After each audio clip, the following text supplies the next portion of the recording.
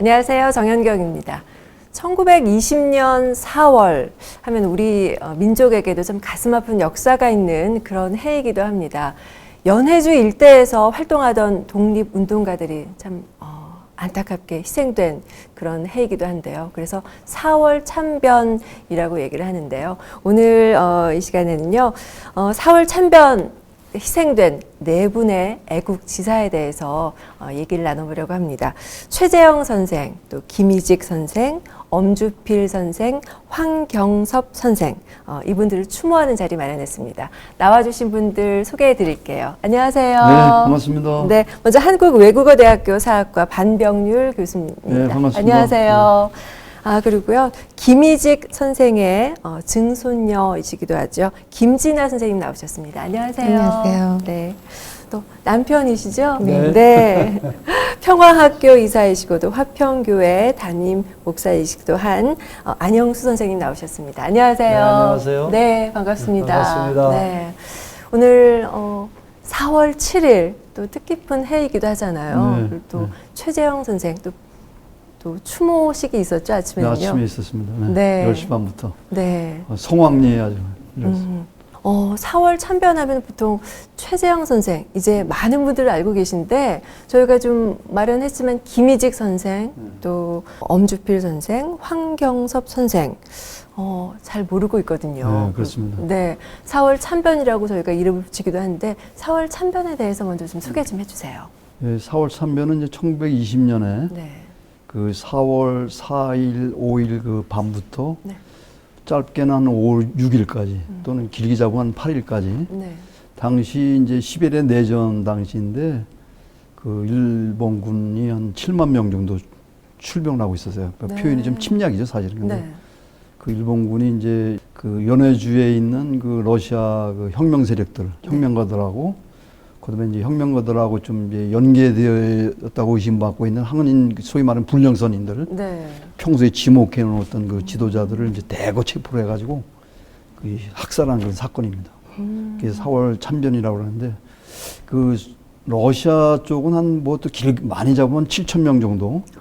그다음에 이제 우스리스크, 이제 오늘 4월 참변에 네 분이 희생된 우스리스크에서만 해도 한 200명 최소한, 네. 수백 명 잡기도 하는데 우리 한인들은 지금 이 우스리스크에서만 한 30여 명, 네 분 포함해서, 그리고 연해주 전체에서는 한 50명 가까이가 피살된 건 대사건입니다. 그래서 일본군이 말하면 러시아 혁명 세력하고 우리 한인 지도자들을 이제 대거 체포를 해가지고 그 중에서 이제 그 핵심적인 인물들만 이제 학살한 건 대사건이죠. 네, 그렇군요.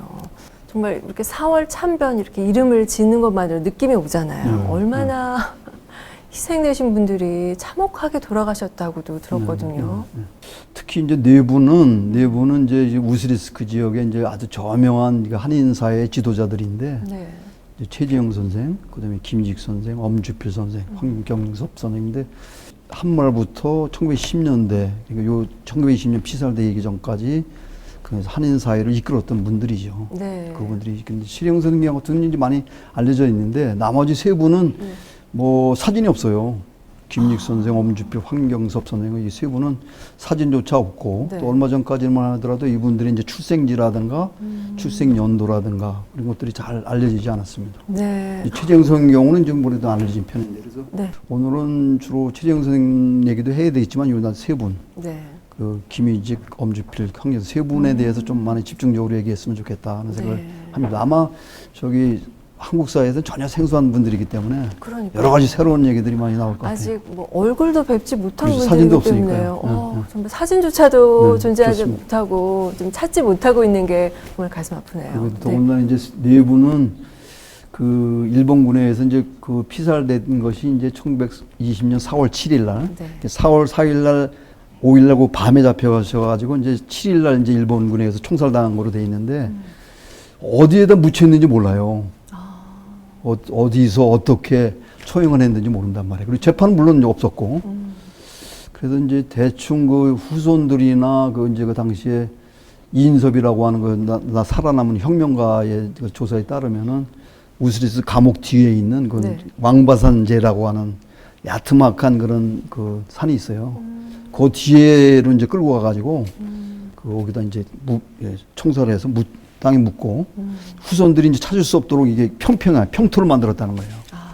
그러니까 지금도 우리가 그 후손들이나 그 이제 이인섭 선생이 얘기한 그 기록에 따라서 이제 가서 이제 그 후손들이 가서 이제 참배도 하고 우리 이제 한국에 있는 이런 사람들 제사도 지내고 그랬는데 그럴 정도로 이게 내분에 대해서 이제 참 비극적인 그런 쪽이죠. 아직도. 그러니까 유해도 못 찾을 뿐만 아니라 어디서 돌아가신지도 모르고 그런 게 정확한 기억이 좀 남아있지 않습니다. 물론 일본 측에는 기록이 있을 거예요. 일본 사람들이 요즘 안중근 의사 같은 경우도 그 유해 그 때문에 우리가 상당히 이제 애를 먹고 있잖아요. 네네. 마찬가지예요. 일본 기록이 있을 건데 이제 일본 사람들이 그 정도로 이게 잔인한 그런 것들이 있는 거죠.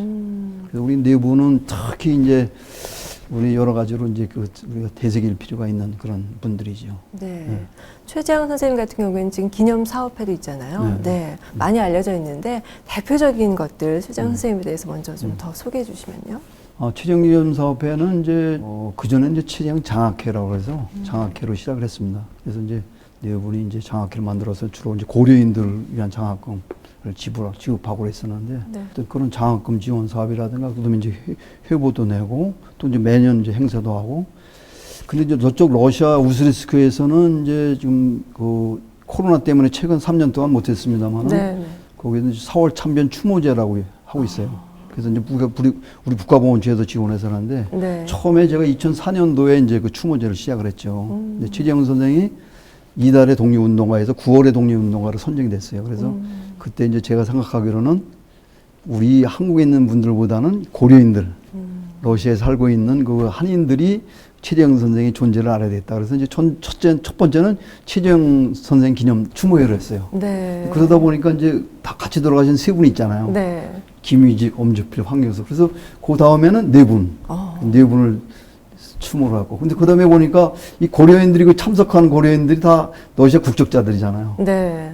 그죠? 네. 그래서 이제 그 다음에는 우스리스크 시정부에다 얘기해가지고 그 당시에 아까 말씀드린 것처럼 같이 그 피살된 러시아 세르게이 라주라든가 시베리체바라든가 이런 안드리에프라든가 이런 러시아 혁명가들 죽은 분들이 한 수십 명이 돼요. 그리고 그분들하고 그 같이 하자 그래가지고 이제 합동 추모제가 된 거죠. 그 러시아하고 한노 합동 그 4월 참변 합동 추모제가 됐어요. 그래서 지금 코로나 때문에 몇 년 못 하고 있습니다만 앞으로 우리도 지금 이제 최재형 선생 추모식만 하고 있는데 네. 제 생각으로는 네 분도 물론 해야 될 뿐만 아니라 한국에서 한국과 러시아의 공동으로 그러니까 러시아 사람들 우리 러시아 대사관도 협조도 받아야겠습니다만 그런 식으로 확대를 해야 되지 않겠는 그런 생각을 갖고 있습니다. 지금 이 자리에 뭐 김희직 선생님의 증손녀도 네, 나와 계시지만 이 선조에 대해서 그동안 많이 알고 계셨나요? 어떻게 알게 되셨나요? 네, 할아버지의 성함은 네. 어릴 때 이렇게 언뜻 들어서 그 이름 석자는 제가 기억하고 있었어요. 김이직 이렇게.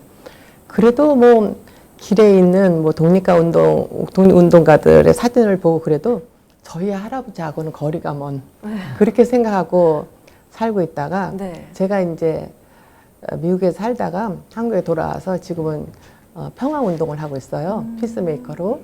네, 그런 일을 하다 보니까 지금 피스메이커 이 운동이 그때 했던 그 독립운동가들의 독립운동하고 이게 맥이 일맥상통하는 거다. 네. 그런 생각이 들면서 할아버지한테 관심을 갖고 있던 중에 네. 그때 이제 정진호 교수님의 책을 보다가 저희 할아버지 성함이 거기에 나오는 거예요. 그래서 눈이 번뜩 떠가지고 이렇게 찾다 보니까 우리 방 교수님까지 네. 연결이 돼서 네. 방 교수님을 통해서 할아버지에 대한 고증을 이제 새삼 듣고 네. 오히려 저희가 지금 이 일에 오히려 동참하게 되는 계기가 됐습니다.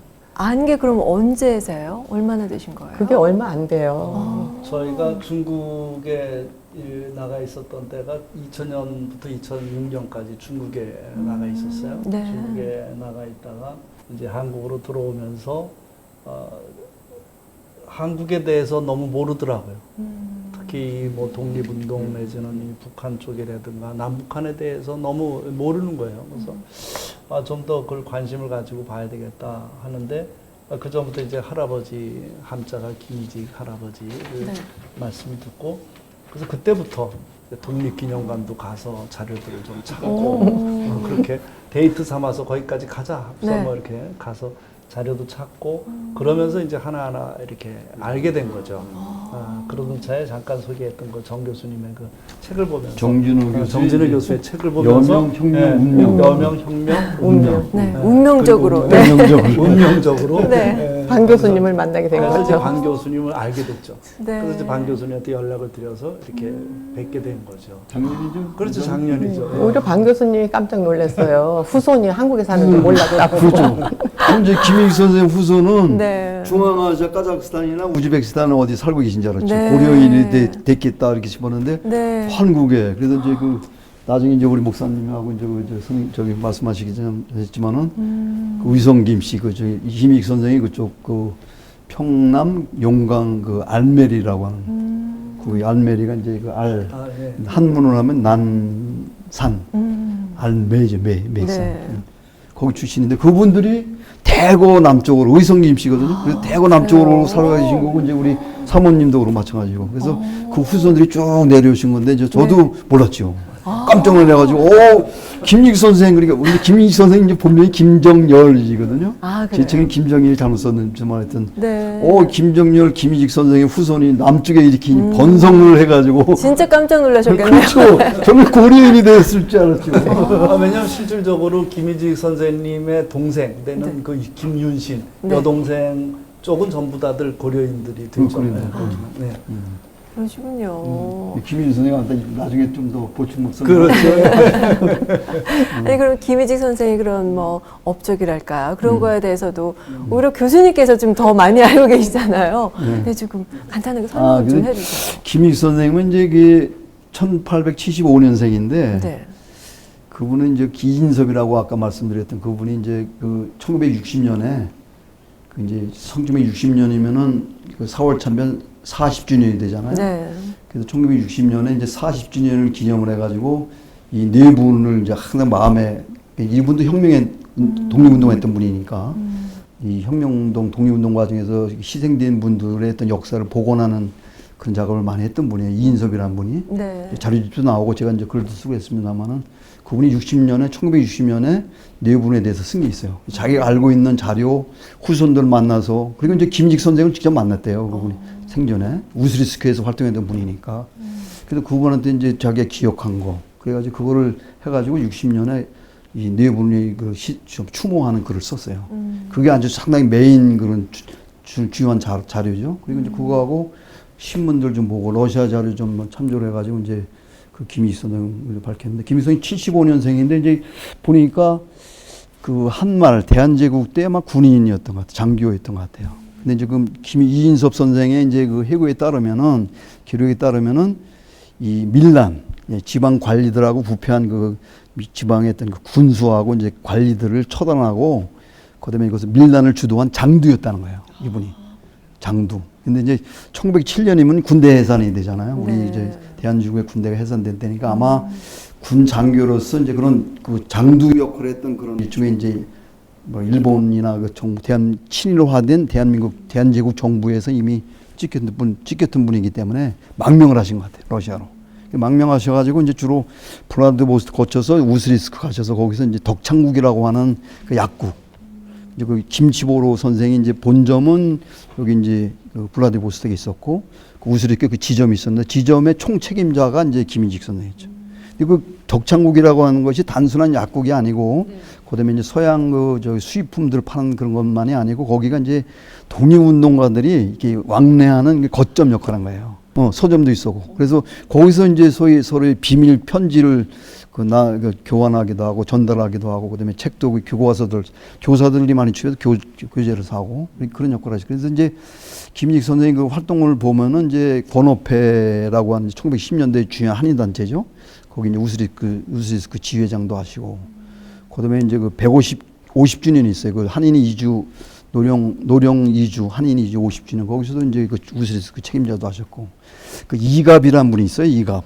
이갑이라는 분이 이제 그 저기 한말 때 유명한 항일 운동가인데 그 병이 알아가지고 이제 거기서 이제 러시아에서 돌아가셨는데 우스리스크에서 그분이 이제 아플 때 10년 되죠. 그분의 이제 치료비를 모금하기 위한 그런 그쪽에도 책임자 역할을 하시고. 그다음 안중근 의사 같은 경우도 안중근 의사가 이제 1909년에 이제 그 순국하시잖아요. 그래서 순국하신 후에 이제 이제 뭐랄까 이 독립운동했던 분들이 이제 그 사진 안중근 의사의 사진하고 뭐 이렇게 마지막에 그 단지해 가지고 그 단지 손 찍은 거 이런 걸 해가지고 이렇게 엽서를 만들었어요. 엽서를 만들어 가지고 그걸 이제 매천 장을 이제 제작을 해서 배포를 했습니다. 그 미국에 있는 저까지 우리 동포들한테 배포를 했는데 그때도 그 김일식 선생이 거기 우스리스크에서 그 모금 운동하는 그 역할을 하시고 그랬죠. 그러니까 한인 사회의 지도자이면서 그다음에 이제 그 이후에 중요한 단체들이요. 그다음에 이제 그 전로 한족 중앙총회라고 하는 거기에서도 이제 상소연도 하시고 그다음에 이제 아까 3.1운동 이후에는 이제 대한국민의회라는 게 만들어지는데 그게 정부예요. 정부, 임시정부. 잘 안 알려졌는데 상해 임시정부하고 거의 라이벌 관계에 있던 러시아에 있는 그 한인들이 서간도 북간도 그냥 국내 대표들까지 다 모여있던 임시정부인데 거기에 이제 그 상소를 윤했죠. 김일식 선생이. 그리고 이제 그런 이제 그 공식적인 활동뿐만 아니라 이분이 이제 3.1운동 때 경문 같은 거 만들어가지고 이제 배포하기도 하고. 비밀소로. 일본 분들이 그 남긴 기록을 보면은 집을 수색을 했는데, 김일식 선생 집을 수색을 했는데 거기에 그런 경문들이 나오고 그래가지고 이제 평소에 지목을 하고 있었던 거죠. 그죠? 이런 얘기 들으면 어떠세요?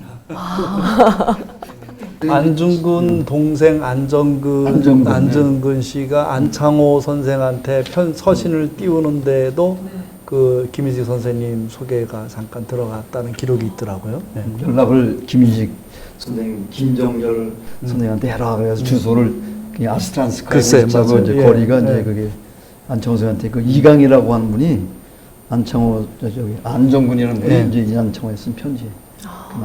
그만큼 이제 연락을 하려면 이제 우스리스크는 김일식 선생, 김정열 선생을 통해야 된다. 네, 그것을 통해서만 그렇지. 퍼져나가는 거죠. 독립운동가들이 이제 오며 가며 들리는 그런 경우에 따라서 숙식을 제공하고, 그다음에 이제 용돈도 주고, 그다음에 심지어는 옷, 의복도 만들어주고 그랬다는 거예요. 이 김일식 선생. 그래서 처음에는 그래도 좀 돈 좀 모았던 것 같아요. 김일식 선생이 그 독창국 운영하면서. 근데 뭐 돌아가실 때는 뭐 거의 한 푼도 남기지 않았다는 거잖아요. 그럼 이제 독립군들 독립운동 자금 주고, 그 왕래하는 사람들과 그 활동비 주고, 여비 주고, 뭐 식량 뭐 이런 거에서 다 그 제공해가지고, 그만큼 이제 우스리스크는 일종의 그 지역의 근거를 갖고 있던 이제 일종의 활동가죠, 뭐. 이제 그런 것들이 이제 일본 사람들한테 이제 포착이 돼가지고 뭐랄까 밀정들이 많았어요. 그죠? 아까 이제 나중에 말씀드리겠습니다만은 그 덕창국 내에도 함동철이라고 하는 밀정이 이제 그 김일식 선생의 그 일거수일투족을 다 체크를 해가지고 이제 일본 그 헌병대 일본 영사관 쪽에 다 보고를 했죠. 근데 그런 것들이 이제 그 4월 참변 때 이제 불령선위로 이제 일본 헌병대에 잡혀가지고 이제 피살되는 그런 이제 결과된 거죠. 정말 아직까지 사진 한 장을 못 찾았다는 게 좀 가슴 아프네요. 네, 최재형 선생님처럼 또 어떤 모습이었는지 또 궁금하기도 하거든요. 네, 앞으로 더 발굴이 될 수 있을까요? 그렇죠. 많이 드릴 겁니다. 근데 저도 이제 그 김일식 선생에 대해서는 지금 유일한 글이기도 합니다만은 물론 이제 단독 논문은 아니지만은 최재형 선생하고 네 분을 같이 제가 쓴 글이 있는데 김일식 선생이 지금 이제 우리 목사님도 보니까 열심히 아마추어 역사학자처럼 이렇게 뭐 자료 많이 보신 것 같아요. 아까 안정근이 안창호 선생한테 쓴 편지도 보시고 그래서 제가 본 걸 이상으로 많이 보셔서 자료가 많이 있을 것 같아요. 있을 것 같고 그래서 이제 다행히 또 우성김 씨 그 알메리의 그 김일식 선생의 그 고향 거기 사시던 분들이 그 후손들이 또 남쪽에 많이 있기 때문에 친족해 그분들의 또 도움도 받고 그다음에 자료도 러시아 자료 좀 많이 찾고 그래서 이제 연구도 많이 해야 될 것 같고 또 선양도 많이 해야 될 것 같습니다. 그래서 김정열이죠. 전 책에는 김정일이라고 썼는데 김정열입니다. 그래서 이직이라고 하는 건 이제 자고 본명은 김정열인데 김정열 선생에 대한 연구가 좀 많이 돼야 된다 그런 생각이 듭니다. 그러면 지금 김일식 선생 후손들이 어디에 지금 많이 계신가요? 지금 한국에 뭐 대치동에도 계시는 거로 알고 예전에 계시는 거로 알고 있는데 요사이는 좀 이 소식들이 뜸해가지고 또 연세들도 들고 해가지고 계속 이 소식은 전하고 있어요. 다음번에는 좀 더 의성김 씨거든요. 의성김 씨. 이성김 씨도 막강하죠. 네. 의성김 씨가 그럼 좀 그 힘을 합해서 네, 친족회에서 지금 앞으로 뭐 네. 뜻을 기리는 사업을 계속 하고 계시나요? 그렇게 희망을 하고 있습니다. 예. 그러니까 그 이제 김희직 선생님이 이제 아들 두 분 있었어요. 인성, 남성. 인성, 남성. 그러니까 인성 그분도 이제 제 할아버지. 아버지, 할아버지. 할아버지죠. 여기 바로 직계 네. 이제 직계 할아버지. 손녀죠, 손녀. 그래서 그 김인성 선생도 이제 그 돌아오셔가지고 이제 그분이 돌아오셨기 때문에 이제 이렇게 이제 우리 여기 사모님 저 계신 후손이 된 건데 만약에 러시아 살아 계셨으면 그 여동생처럼 예. 그 저기 김직 선생이 여동생처럼 남아 있으면 고려인이 됐겠죠. 중앙아시아 강제이주 당해서. 근데 이제 다행히 이제 그분은 아버님 돌아가시고 이제 돌아오셨죠. 한국으로 돌아오셔가지고. 고마우신 분이죠. 네. 근데 그분도 애국자. 근데 애국자예요. 아, 그래요? 저기 뭐 애족장이죠? 애족장입니다. 애족장 돌아오셔가지고 이제 독립운동한 것 그것이 이제 인정돼가지고 네. 그 김자, 인자, 성자 김인성 선생도 지금 애국지사입니다. 애국지사도 이제 됐고 그래서 이제 그 명문 집안이죠. 대대로 지금도 평화운동도 하고 계시겠는데 정말 그 피를 물려받지 않으셨나 하는 생각이 들어요. DNA가 네. DNA가 있는 것 같아요, 진짜. 그러니까요. 왜냐하면 네. 제가 이렇게 제 아내를 볼 때 굉장히 이게 아주 정확해요. 그러니까 무슨 일을 해도 그 얘기를 들어보면 그 중고등학교 때 우리 중고등학교 다니면 뭐 외국에서 뭐 사절단이 온다든가 뭐 높으신 분 오면은 학생들이 동원돼 가지고 막 네. 환영 인사드리고. 태극기 흔들고 그러잖아요. 네. 몇 시간씩 서 있는다고. 근데 자기는 그때 몇 시간씩 서 있는데 자세 하나 안 틀리고 꼿꼿하게 서 있었다는 거예요. 다른 애들은 전부 다들 뭐 이러는데 자기는 그냥 딱 서가지고 있었다는 거예요. 아니, 그냥 있는 게 아니라 걔네들이 움직이고 떠드는 게 부끄러운 거예요. 네, 다른 나라 사람들이 보긴 하겠어요. 휙 지나가는데 차로. 근데도 이런 모습 우리나라가 보이면 안 되는데 어릴 때 그런 생각이 들어서 태극기를 들고 있는데 네. 네, 그랬던 것 같아요. 굉장히 그런 것들이 아마 할아버지들이 그러지 않았을까. 그 피가 아닐까 하는 생각을 해봐요. 예. 또 이제 김희지 선생에 관해서 이제 좀 자료들이 좀 남아 있고 다른 분들 엄주필 선생에 관한 자료들은 원필 선생님도 그 아까 말씀드렸던 이인섭 선생이 쓴 그림 다 합니다. 그리고 이제 그 레닌기치 신문, 고려일보에 실린 그 손녀 뻘 되는 그 사람이 이제 쓴 게 있고, 그리고 이제 그 엄주필 선생 경우도 아마 여기 한국에 계실 때 이분이 이제 한국 군대 군인이었거든요. 장교였거든요. 그래서 이분이 이제 군대 예산되고 아까 이제 우리 김익 선생하고 네. 이제 비슷한데 대한제국 장교였던 분인데 이분이 이제 군대 예산되니까 그 다음에 기독교를 받아들이시는 것 같아요. 전도사로 활동하셨고 그래서 이제 합병 이후에 우리 국망 이후에 이제 막 조금 활동을 하시다 항일운동 좀 관계하시다가 막 역시 마찬가지로 이제 그런 일본의 어떤 당국에 주목이 되면서 이제 1914년에 망명을 해요. 엄주필 선생이. 그래서 블라디보스 거쳐서 이제 우스리스 가서 활동하죠. 이분도 뭐 아까 여러 김익 선생님 말씀하실 때 했던 것처럼 여러 단체들 권오페라든가 전로한족 중앙총회라든가 그다음에 이제 대한국민의회 이런 쪽에 다 그 간부급이에요. 그리고 이제 그 우스리스크에 이제 그 김익 선생이 이제 제1대 그 1918년에 일대 저 한인회를 만들어 가지고 일대 한인회 회장을 하시거든요. 아, 그래요. 근데 요즘에 한인회하고 좀 성격이 다르고 과격한 그런 건데 김익 선생이 일대 회장이고 네. 엄주필 선생이 3대. 아, 두 분 나이가 이제 엄주필 선생은 1871년생, 그다음에 이제 김익 선생은 75년생인데 4살 차이인데도 불구하고 이제 김익 선생 먼저 가셔가지고 활동했으니까 이제 활동 경력이 길죠. 엄주필 선생은 이제 이렇게 하다가 결국 이제 역시 마찬가지로 이제 뭐 김익 선생하고 이제 손발을 맞추면서 우스리스크 지역에 이제 소위 항일 애국운동, 한인사회에 이제 여러 가지 뭐랄까 민족 의식화 이런 것들을 이제 기여했던 분인데 청년운동도 하고 그러니까 역시 이제 일본 주목을 받게 된 거죠. 1920년 그걸 보면 피살되기 전에 보면은 이분이 그 블라디보스도 한인사회당이라는 게 만들어져요. 거기에 이제 간부들 명단을 보면은 그 엄주필 선생 이름이 있습니다. 그러니까 엄주필 선생이 이제 상당히 진보적이었던 분 같아요. 그 당시에. 물론 이제 김익 선생도 마찬가지지만. 그러니까 두 분이 우스리스크 지역에서는 이제 한인사회를 이끌던 실질적인 어떤 지도자였다는 거죠.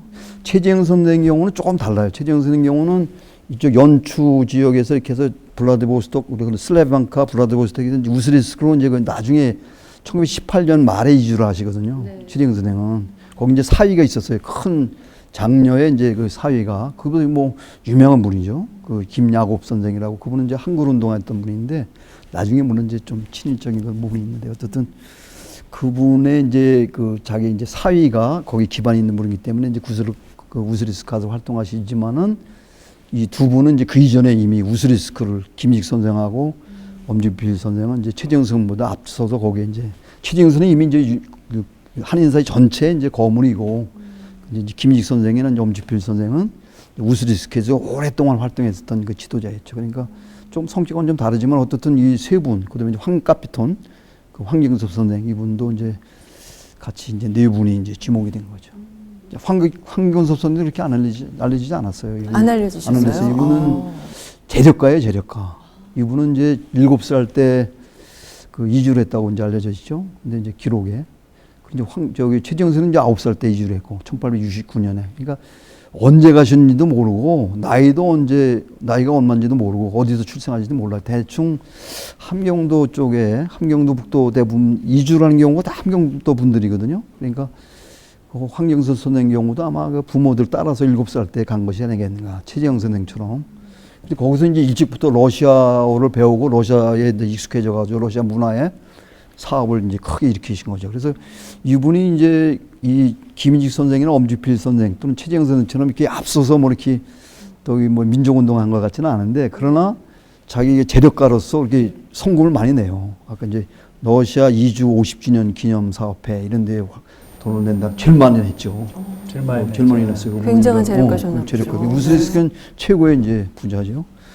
그래서 이제 그런 것들이 있고 이제 그래서 피살될 당시에는 이분이 이제 그러니까 그 지금도 그 터가 있어요. 그 공장하고 그 이제 그 상점이 있는데 그 보면 콩 기름 짜는 거 기계가 설치되어 있던 곳. 그다음에 이제 남아 있어요, 그게?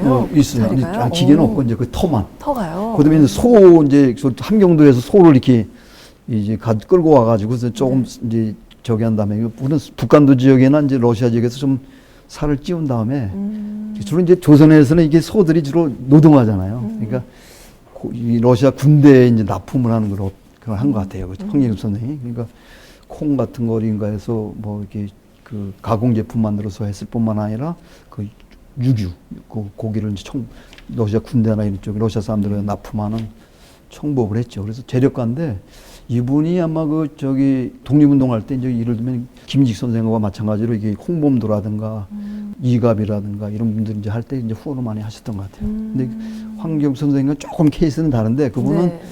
굉장히 독립신문에 이제 상해에서 나오는 임시정부에서 했던 독립신문에서 보면은 이제 황경 선생의 재산을 노린 어떤 그 일본 저기 한인회장이 일본인 회장이 네.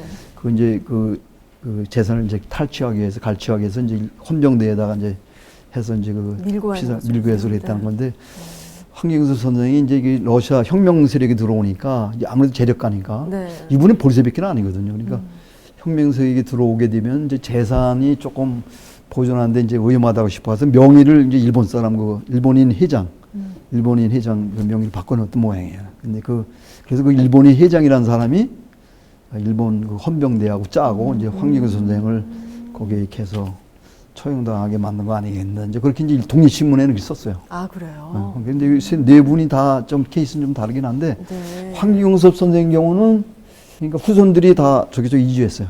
저기 카자흐스탄으로 강제이주 당해가지고 제가 2006년도에 그 이제 아들이 그 3남 4년가 이렇게 돼요. 그 자녀가 이제 황경섭 선생이 막내 아들을 좀 만났죠. 황레오니드 저기 카피토노비치. 카피토노비치 카피톤이니까 네. 카피토노비치 이름이 황경섭인데 황경섭이 황카피톤 그 저기 뭐야 황카피톤이니까 황카피톤 니콜라이비치니까 카피톤이 이제 아버지잖아요. 그러니까 네. 아들은 카피토노비치가 되는 거죠. 네. 아들을 만났어요. 근데 그분이 1년 전에 3살 1917년생이니까 네.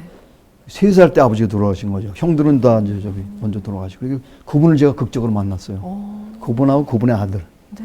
그래서 이제 카자흐스탄 그 알마타에서 만났는데, 그러니까 그분들도 이제 후손 우리 연락하면 될 수 있을 것 같아요. 네. 황경섭 선생님도.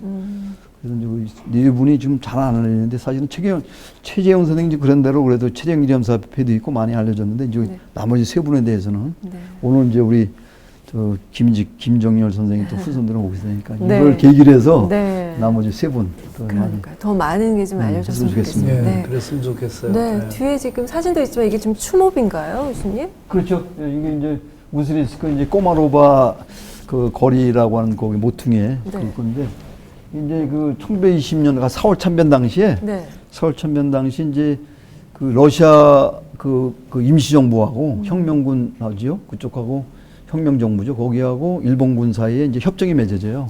그 일본군이 요구를 해가지고 이제 4월 4일이 어떤 날이냐면은 이게 이제 4월 30일 날 거기에 같이 일본군하고 같이 군대를 보냈던 미국이 마지막으로 철수한 날에 4월 4일에 철수하게 되지만 하여튼 3월 30일까지 다 철수를 거의 이제 해가는 과정이 있는데 4월 4일은 이제 일본군만 있었던 거죠. 네. 그러니까 미군, 그다음에 프랑스, 영국군은 이미 그 전에 철수를 했고, 그다음에 중국군이나 카나다군도 이미 그 전에 철수를 했고, 이제 미군이 마지막으로 이제 3월 30일, 4월 초에 이제 필리핀으로 이제 철수하는 과정인데, 그러니까 그 일본군이 남아서 이제 자기들 멋대로 한 거죠.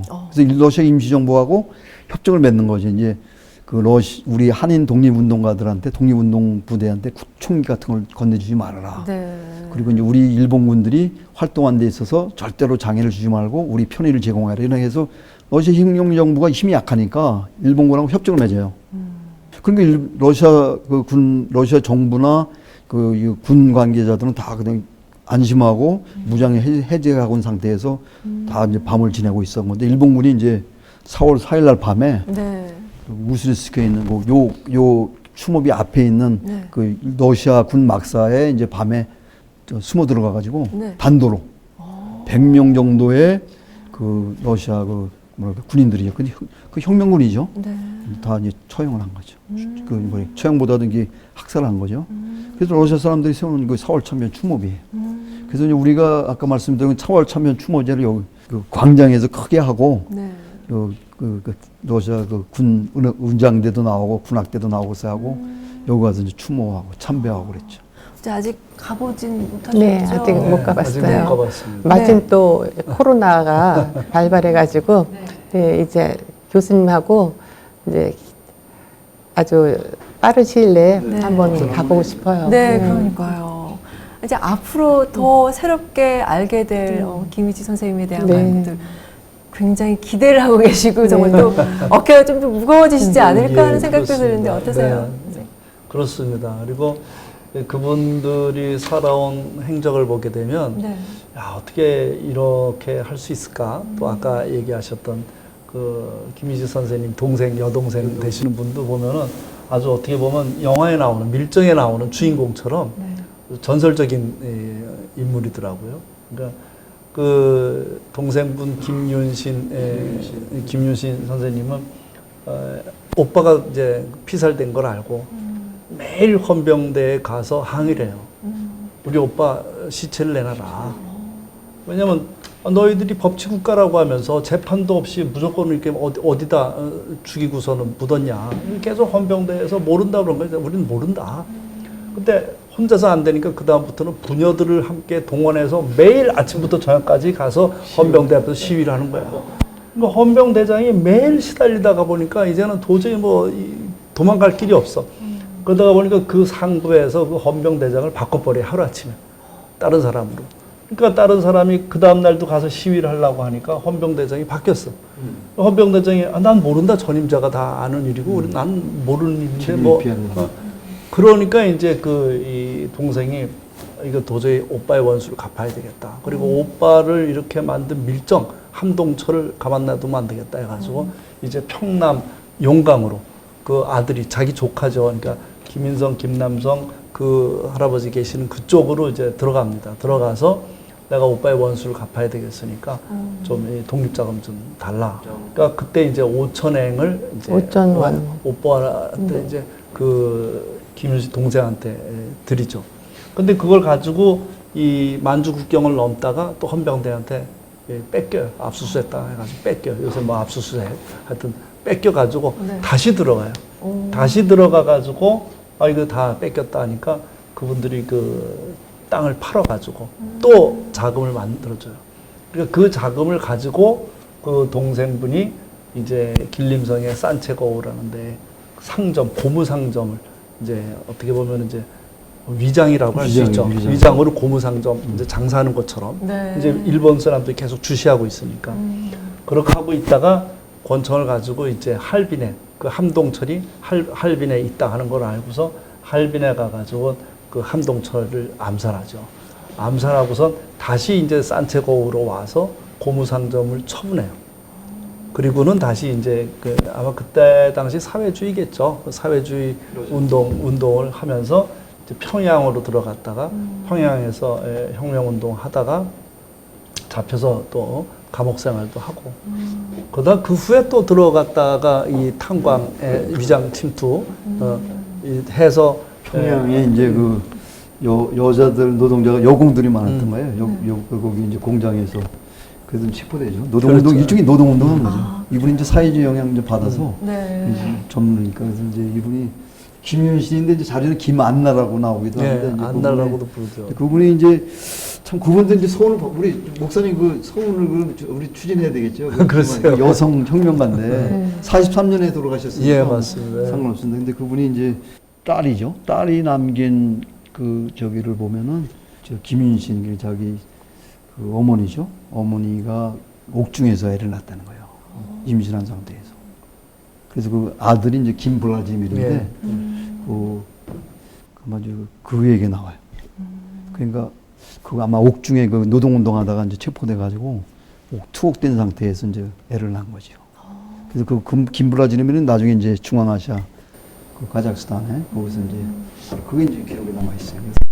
그 김윤신 선생, 네. 이제 그 김희직 선생의 여동생이죠. 그러니까 1907년에 망명할 때 같이 가요. 그러니까 짐작하기로는 김윤신 여사도 그냥 그 지금 말씀하셨지만은 대단했던. 대단한 것 같아요. 그 뭐 성격이 뭐 보통이 아니었던 건데 그저 오빠 못지않게 그러니까 같이 망명해서 오빠 일을 돕다가 오빠가 이제 더구나 이제 억울하게 일본군에게 이제 피살된 거니까 그래서 이제 아까 이제 원수 자기 원수 함동철 선생 가서 그냥 암살할 정도 이게 2번씩이나 또 가고 그러잖아요. 그러니까 그분도 참 그러니까 집안이 참 이게 네. 만만치 않은 집안이. 그러니까 할아버지 되시는 김인성 선생님도 그 김희직 아버지가 김희직 선생님이 아버지죠. 아버지가 젊었을 때 불러가지고 러시아에서 같이 그 젊은 독립운동가들을 형성해가지고 운동을 하시는 것 같아요. 그리고는 그 후에 이제 다시 김인성 선생은 이제 그 고향으로 돌아갔고 그래서 이제 그 김윤신 여사가 그 고향에 가서 또 군자금도 받고 그랬던 것 같아요.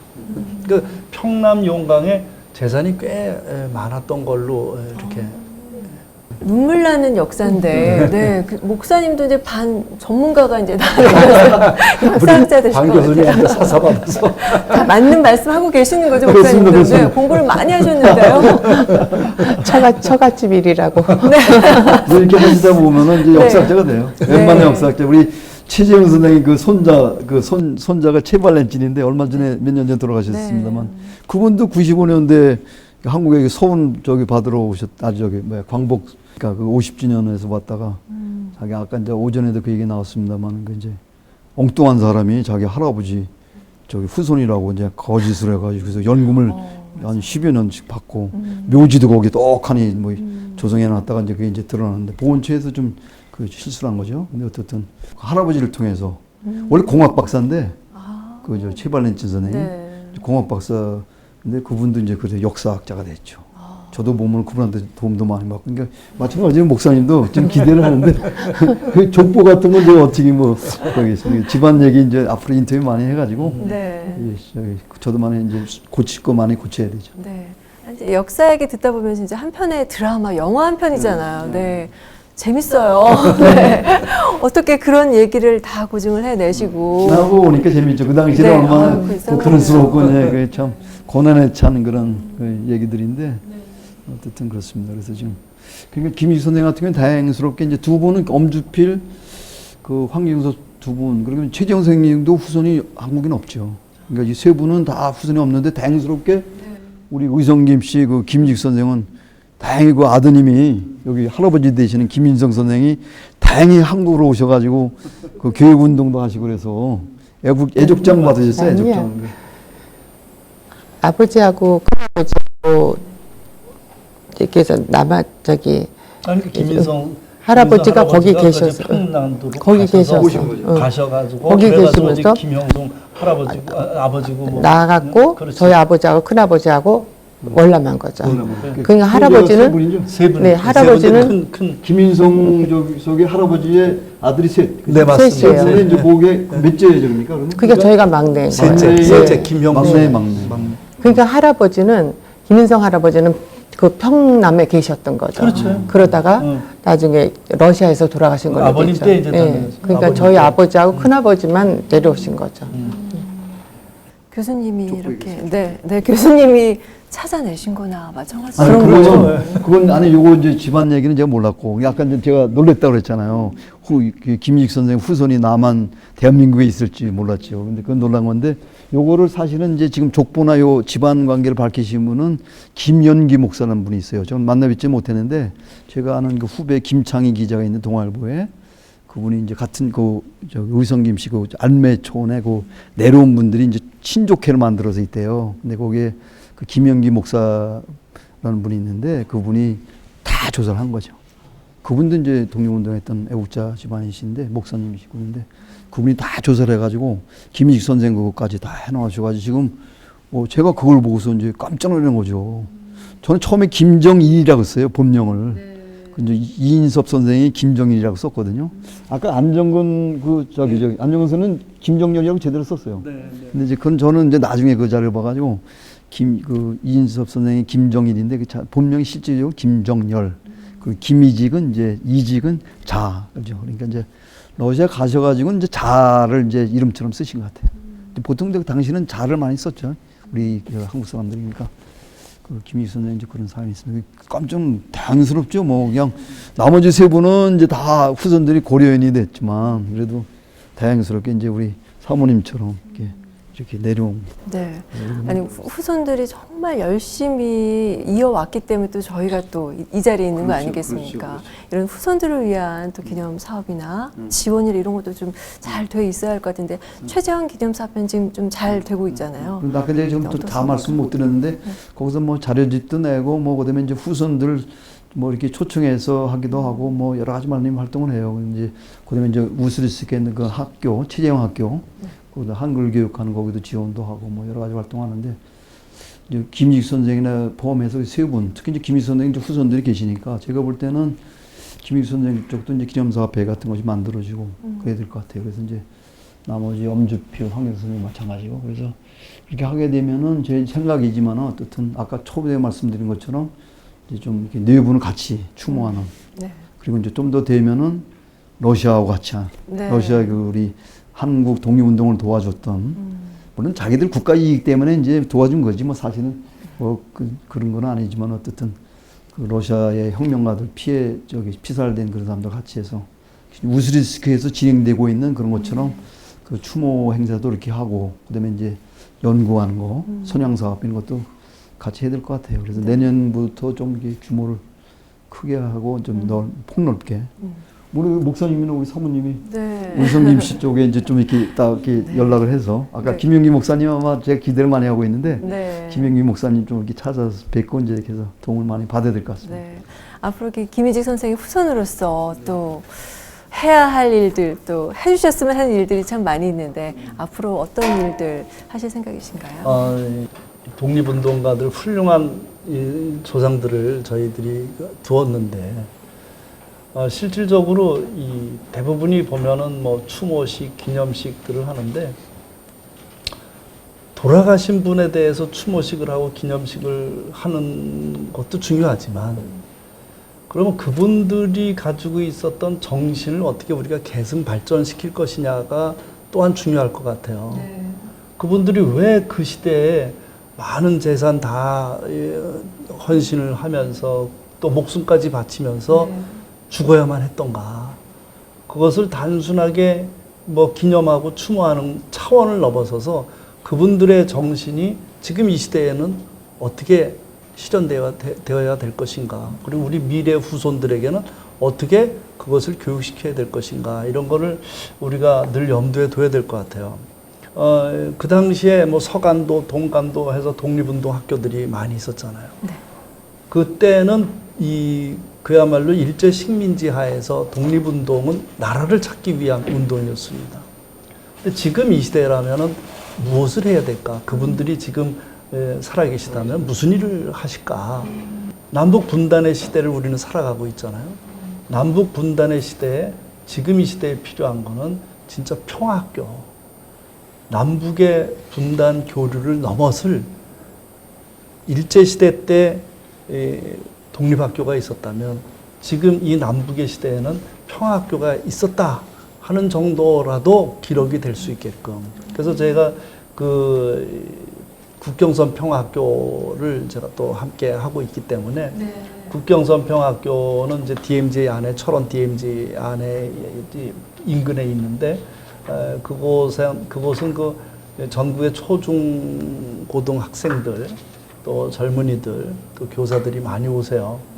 그분들에게 독립운동가들의 그 업적과 그걸 소개를 해야 되겠다. 네. 그래서 그 국경선 평화학교는 그 김희직 선생님의 이름을 따서 김희직 홀로 명명해서 4월 참변에 대해서 좀 제대로 가르쳐야 되겠다 하는 생각을 합니다.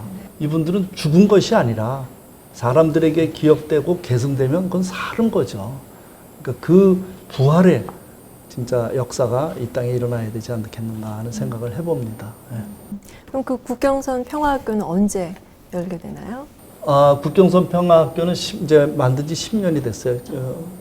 10년이 됐는데 그건 통일부 소속의 네. 학교입니다. 근데 사단법인이고, 근데 평화의 씨앗들 사단법인의 국경선 평화학교가 있는데, 이제 건물을 리모델링해서 새로이 이제 그 개교를 합니다. 11주년이 돼서.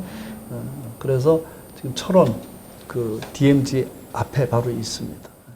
거기에 가서 이 4월 참변, 또 우리 독립운동가에 대해서 되새기면 의미가 남다를 것 같아요. 네, 그래서 독립운동가 코너를 만들어서 독립운동. 그래서 지금 그곳에서는 지금 이 계획을 하고 있는 게, 독립운동가 자손으로서 지금 현재 진짜 나라를 위해서, 평화를 위해서 애쓰는 자손들, 그러니까 평화 독립 가문, 3대 가문을 우리가 발굴을 해서 이제는 우리가 민들의 이름으로 우리가 그분들에게 기념패를 드리자.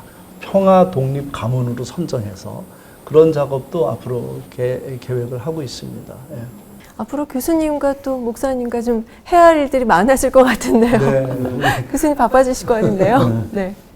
모르겠는데 지금 러시아하고 조금 관계가 안 좋고, 그다음에 좀 거기 여행하기도 좀 힘든 상태라서 그렇긴 한데, 뭐 옛날 같아서 벌써 답사를 2분 모시고 갔죠. 김익선이 아까 있던 그 활동하시던 그 독창구 거기도 이제 하고 해야 되는데, 저는 이제 역사학자니까 기본적으로 이제 발굴하고 자료로 발굴하고 이제 그걸 분석해서 이제 해제하고 그래서 설명하는 그런 역할을 해야 되지만, 지금 이제 목사님 말씀하신 대로 현재적 의미가 뭔가. 네. 이분들이 이제 최재형, 김희직, 엄주필, 황경섭이 네 분의 어떤 그 삶이 각자 또 다르잖아요. 개성도 있고 그런 분들이 있는데, 그분들의 어떤 정신, 그분들의 사상 같은 거, 그 활동을 어떻게 이제 개성할 것인가, 이런 부분도 제가 이쪽에 너무 시증적인 부분을 많이 치중하다 보니까 좀 약간 소홀한 부분이 있는데, 아무래도 이제 목사님하고 연결하게 되면 이제 현재적인 어떤 그런 거, 그쪽에 아무래도 제가 이제 신경을 많이 써야 될 것 같아요. 네. 앞으로 새로운 그런 역사적인 사실들을 많이 발굴해 내실 것 같습니다. 네. 두 분도 많이 도움을 주셔야 할 것 같아요. 네. 네. 당연히 해야죠. 네. 이 콘텐츠가 많죠, 여기. 지금 이제 정 선생님 오늘 참여하시고 들었는데, 네. 역사에 우리가 참 많아요. 콘텐츠가 막 정말 사연들이 너무 많아가지고, 다큐멘터리라든가 뭐, 영화라든가, 네. 소설이라든가, 요즘에 소설도 많이 쓰는데, 네. 아까 이제 저를 알게 된 경우가 그 이제 정준호 교수가 이제 교수님인데 소설가는 아닌데, 이분이 이제 이동희, 손정도 목사, 이동희 선생, 손정도 목사, 그다음에 그리어슨 선교사, 이 세 분을 주인공으로 해가지고 쓴 그 소설이거든요. 역사 소설이거든요. 역사라고 그러는 분들 하지만 여명, 혁명, 운명 그리고 운명. 제목이 참 심오하죠. 소설을 보시고 난 다음에 보시고 나서 이제 거기 이제 김익 선생이 등장인물로 나온 거예요. 김익 선생이. 나오고. 그러니까 거기 4월 참변 이제 언급이 되면서 이제 김익 선생이 나온 거지. 그러니까 소설에서 나와서 비로소 이제 그렇습니다. 알게 된 거잖아요. 그래서 제가 이제 김익 여쭤봤죠, 정 교수님한테. 이 4월 참변 이것에 대해서 좀 더 자세하게 알 수 없겠느냐 했더니, 그 원저가 반병윤 교수님이라고 계십니다. 그래가지고 반병윤 교수님 책 어디 몇 페이지에 있습니다 해서 제가 그 책을 또 다시 구해서 보다가 이제 연락을 하게 됐죠. 우연이 아닌 것 같아요. 근데 이게 제가 이렇게 느끼는 게 뭐냐면 우연 같은데 우연이 아니에요. 이건 필연적으로. 그리고 남북에 있어서 가장 공통적인 대화를 할 수 있는 게 독립운동 아닐까요? 북한도 독립운동을 했었고 우리도 독립운동을 했기 때문에 그 독립운동에 대해서는 서로 이야기를 나누는데 별 문제가 없을 것 같아요. 서로가 대화할 수 있는 나름대로 모멘트를 삼아야 되는데. 중요한 말씀. 그 독립운동이 일종의 이제 우리가 민족으로서 일제시대, 그러니까 우리 분단되기 전에 민족으로서 이제 같은 자주 독립을 위해서 운동을 한 거잖아요. 활동을 한 건데 이게 뭐 분단될 줄 어떻게 알았어요? 오늘 말씀드린 네 분의 경우가 다 어떻게 일이 분단될 줄 알고 이렇게 뭐 민족운동을 하신 건 아닌데, 근데 그 당시로는 대부분 다 이제 이 통일된 어떤 그 해방된 독립된 국가를 지향을 했겠죠. 근데 이제 그러니까 민족이라는 거를 최고의 가치로 두고 했던 건데 지금 남북이 분단되다 보니까 지금 대주의적인 가치가 너무 민족적인 가치가 아니라 국가가 이제 가치가 민족적인 가치보다 더 큰 것처럼 지금 하고 있잖아요. 근데 독립운동을 보게 되면은 국가적인, 그러니까 남한이나 북한이나 또는 대한민국이나 조선민주주의인민공화국이나 그런 국가적인 그런 가치보다는 일제시대 때 독립운동했던 분들이 갖고 있던 그런 어떤 통일적인 거, 민족이라고 하는 통일적인 그 주체로서의 민족의 가치를 더 우선시하고서 싸웠던 분들이거든요. 그러니까 우리가 지금 현재 분단된 상태에서 분단의식이라는 게 그런 거죠. 분단된 국가적인 어떤 가치, 국가주의적인 것이 너무 내세우다 보니까 민족적인 가치를 소홀히 하거나 또는 상당히 좀 이렇게 불온시하는 그런 경향이 없지 않아요. 그런데 없지 않아 있잖아요. 그렇기 때문에 우리 독립운동을 지금 목사님 말씀하신 게 무지하게 중요하다고 생각하는 것이 그 독립운동 했던 분들이 이념적으로 노선상으로는 좀 약간 갈라지고 갈등을 겪었지만 이렇게 무슨 완전히 같은 민족인데 적대시하는 그런 거를 상상도 못할 일이 벌어지고 있는 거잖아요. 좀 부끄럽게도 우리 한반도가 통일되지 못하고. 그러니까 다른 외국의 어떤 민족에 대한 태도하고 우리가 남북한이 서로 보는 태도하고 너무 안 좋잖아요. 적대적이잖아요. 그러니까 우리가 독립운동을 이제 역사를 보게 되고 또 애국지사들의 이제 삶과 활동을 되돌아보면은 그런 부분이 진짜 소중하다. 민족이라고 하는 그 중요한 가치. 우리 몇천 년 동안 같이 공동체로서 살아왔던 그 가치가 지금 국가적으로 나눠져 있는 것보다 훨씬 더 상위의 소중한 가치라는 것을 좀 알아야 된다는 생각이 들어요. 그런 의미에서는 이제 그런 독립운동이 단지 지나간 어떤 것이 아니고 현재적인 의미를 크게 갖고 있는 거다. 이제 그런 생각이 좀 들죠. 저희가 그 6월 6일에는 그 1만 시민 평화 손잡기라고 해서 철원에서 1만 명이 모여서 손을 잡습니다. 그래서 평화가 노래가 핵무기보다 강하다 이런 슬로건으로 다 함께 우리가 평화의 노래로 지금 이 난국을 돌파해 보자. 그리고 뭐 애들부터 어른까지 전부 다들 모여서 함께 손을 잡고 그 바로 철원 그쪽에서 힘껏 노래 부르면 북쪽도 들리니까 우리가 계속 그 운동을 해나간다면 그것이 독립운동이 아니겠는가 지금 이 시대에 그런 생각을 김희직 해보게 선생의 됩니다. 후손으로서 정말 또 대단한 또 일을 해 나가신다는 생각이 듭니다. 기대가 됩니다. 네. 현재 하고 계시고 같이 해야죠. 정선님 철원 국경선 평화교로 초청합니다. 네. 많은 손잡기에 함께 동참을 해보겠습니다. 네. 1920년 4월 사원 참변 희생된 우리 독립운동가들을 기리는 시간 또 추모해보는 시간 마련하는데요. 마지막으로 교수님, 한 말씀 좀 부탁드립니다. 오늘 참 기분이 좋습니다. 우리 또 목사님 아까 이제 오늘 날짜가 여러 가지가 이렇게 복합적으로 이 종합됐다고 그랬잖아요. 네. 그 저도 뭐라 그래 금요일 이제 예수님 부활 뭐 이런 거 관계된 건데 여러 가지가 종합돼서 지금 아주 이 시기에 아주 기막히게 딱 맞아 떨어진 것 같고 그래서 좀 이게 김익 선생을 비롯해서 이게 네 분 그리고 그분뿐만 아니라 이제 네 분뿐만 아니라 이제 지금 독립운동 과정에서 희생된 분들 그런 분들을 기억하는 어떤 소중한 그런 이제 뭐 기회가 됐으면 좋겠다는 생각을 합니다. 네. 아까도 말씀드렸지만 우리는 계속 살아서 움직이는 주체들입니다. 우리의 후손들에게 무엇을 가르칠 것인가? 그것은 우리 조상들한테, 선배들한테, 선조들한테 받아서 그것을 이 시대에 적용하면서 네. 해나가야 되겠죠. 네. 네. 또 후손으로서 또 어깨가 무거우시죠? 그 살아온 발자취가 거울을 보듯이 역사적 기록에 의해서 너무하니 들여다 보이는 거예요. 이걸 보면서 잘 살아야 되겠다. 네, 더더구나 이렇게 자랑스러운 네, 이렇게 선조가 계시기 때문에 더 잘 살아야 되겠다. 네, 그래서 저도 또한 저희 후손들한테, 저희 미래 세대들한테 네, 좀 본보기가 됐으면 좋겠다 하는 그런 이 자리를 통해서 그런 다짐을 하게 됐어요. 네, 감사하네요. 네, 역사를 기억하고 보존하는데 뭐 늦은 때라는 건 없잖아요. 지금부터 우리 독립운동가들의 뜻을 다시 한번 되새기고 기억해 나갔으면 합니다. 오늘 말씀 나눠주셔서 감사합니다. 영광이었습니다. 네. 수고하셨습니다. 감사합니다.